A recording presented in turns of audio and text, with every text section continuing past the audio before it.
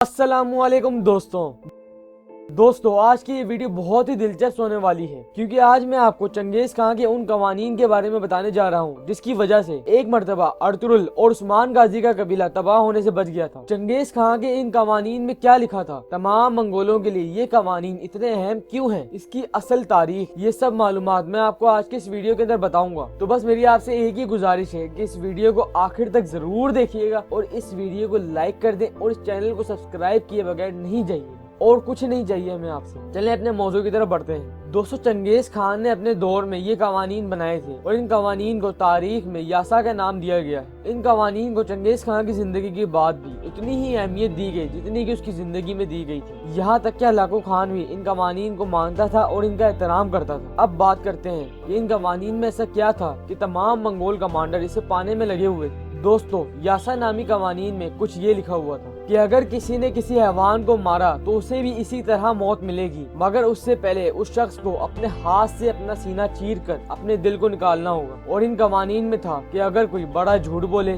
جاسوسی کرے، جادو کرے یا دو لوگوں کے درمیان ہونے والی لڑائی میں مداخلت کر کے ایک کی مدد کرے تو ایسے شخص کو قتل کر دیا جائے گا۔ غریبوں کو نیچا دکھانے کے بجائے ان کی عزت کرنا واجب کر دیا گیا، اور وہ بچے جو والدین یعنی اپنے ماں باپ کی عزت نہیں کریں گے ان کو بھی سزائیں دی جائیں گی، اور کوئی بھی منگول آپس میں نہیں لڑ سکتا، اور اگر وہ میدان جنگ چھوڑ کر بھاگتا ہے تو اسے سزائے موت ملے گی، اور یہ چیز اس کے لیے حرام قرار دے دی گئی۔ اور جب تک جنگ کے میدان سے جھنڈے کو نہ ہٹا لیا جائے کوئی بھی منگول لوٹ مار نہیں کرے گا۔ اور بیویوں پر اپنے شوہر کی فرما برداری کو لازم کر دیا گیا، اور شوہر پر یہ لازم کر دیا گیا کہ وہ بنا وجہ اپنی بیوی پر شک اور ظلم نہیں کرے گا۔ اور ان قوانین میں تھا کہ کوئی بھی منگول 30 دن میں 3 مرتبہ سے زیادہ شراب نہیں پی سکتا، اور وہ بھی اتنی نہیں کہ اسے ہوش ہی نہ رہے۔ دوستوں، ان قوانین کی وجہ سے سلطنت میں امن قائم ہوا اور تجارت بھی بحال ہونے لگی، اور سب سے بڑھ کر ان قوانین میں پوری اجازت دی گئی تھی کہ آپ کسی بھی مذہب سے ہوں، آپ آزادانہ طور پر سلطنت میں رہ سکتے ہیں۔ کیونکہ دوستو، اس سلطنت میں 3 مذہب کے لوگوں کی تعداد بہت زیادہ تھی، پہلی عیسائیت،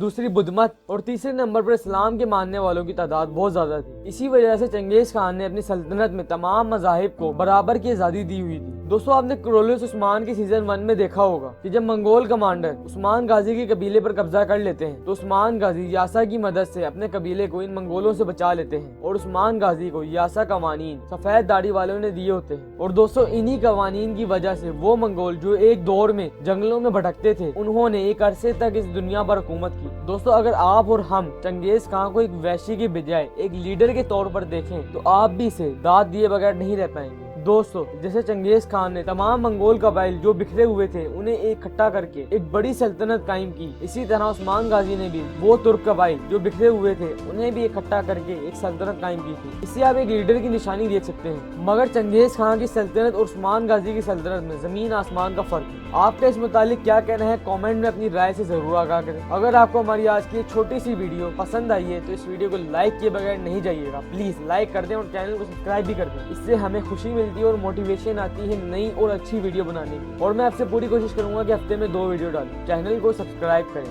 thanks for watching my video. Allah حافظ۔